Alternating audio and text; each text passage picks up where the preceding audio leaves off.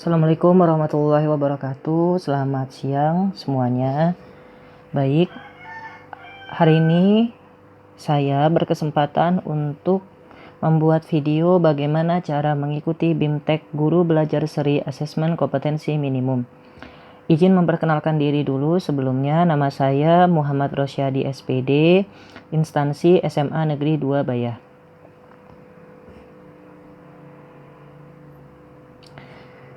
Ya, nah jadi kebetulan saya mengikuti BIMTEK Guru Belajar Seri Asesmen Kompetensi Minimum angkatan ke-11, di mana angkatan ke-11 ini adalah angkatan yang terakhir.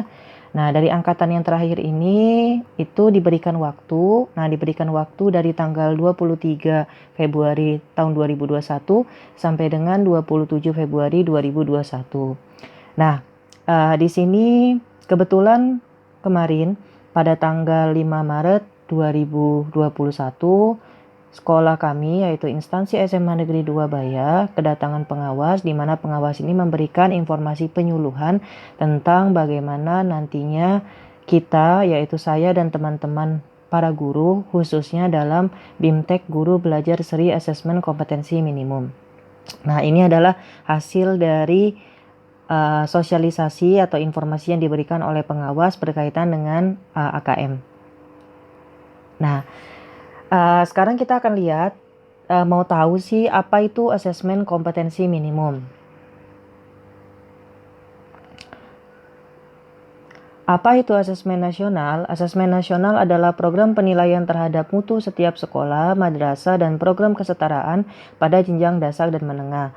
Mutu satuan pendidikan dinilai berdasarkan hasil belajar murid yang mendasar, literasi, numerasi, dan karakter, serta kualitas proses belajar mengajar dan iklim satuan pendidikan yang mendukung pembelajaran. Informasi-informasi tersebut dapat diperoleh dari 3 instrumen utama, yaitu yang pertama, asesmen kompetensi minimum atau AKM. Yang kedua adalah survei karakter. Dan yang ketiga adalah survei lingkungan belajar. Mengapa perlu ada asesmen nasional? Asesmen nasional perlu dilakukan untuk meningkatkan mutu pendidikan. Asesmen ini dirancang untuk menghasilkan informasi yang akurat untuk memperbaiki kualitas belajar mengajar yang pada gilirannya akan meningkatkan hasil belajar murid. Asesmen nasional menghasilkan informasi untuk memantau. Yang pertama, perkembangan mutu dari waktu ke waktu, dan yang kedua, kesenjangan antar bagian di dalam sistem pendidikan, misalnya di satuan pendidikan antar kelompok sosial ekonomi, di satuan wilayah antar sekolah negeri dan swasta, antar daerah, ataupun antar kelompok berdasarkan atribut tertentu. Asesmen nasional bertujuan untuk menentukan apa yang seharusnya menjadi tujuan utama sekolah, yaitu pengembangan kompetensi dan karakter murid. Asesmen nasional juga memberi gambaran tentang karakteristik esensial sebuah sekolah yang efektif untuk mencapai tujuan utama tersebut. Hal ini diharapkan dapat mendorong sekolah dan dinas pendidikan untuk memfokuskan sumber daya pada perbaikan mutu pembelajaran. Apakah asesmen nasional menentukan kelulusan peserta didik? Jawabannya adalah tidak. Asesmen nasional tidak menentukan kelulusan. Asesmen nasional diberikan kepada murid bukan di akhir jenjang satuan pendidikan. Asesmen nasional juga tidak digunakan untuk menilai peserta didik yang menjadi peserta asesmen. Hasil asesmen nasional tidak akan memuat skor atau nilai peserta didik secara individual. Seperti dijelaskan sebelumnya, hasil asesmen nasional diharapkan menjadi dasar dilakukannya perbaikan pembelajaran. Dengan demikian, asesmen nasional tidak terkait dengan kelulusan peserta didik. Penilaian untuk kelulusan peserta didik merupakan kewenangan pendidikan dan satuan pendidikan.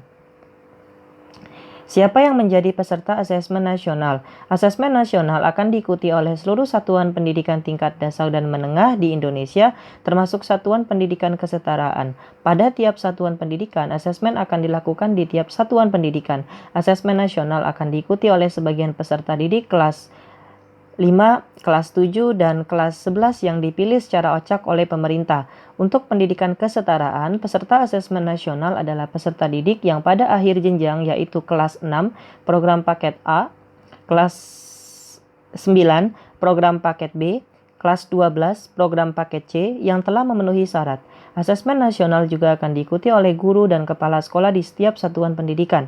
Informasi dari peserta didik, guru, dan kepala sekolah diharapkan memberi informasi yang lengkap tentang kualitas proses dan hasil belajar di setiap satuan pendidikan. Nah, untuk langkah pertama, para Bapak dan Ibu guru, untuk mengikuti BIMTEK Guru Belajar Seri Asesmen Kompetensi Minimum adalah pertama dapat dibuka, yaitu adalah browsernya. Nah, di sini saya menggunakan browser Google Chrome. Lalu berikutnya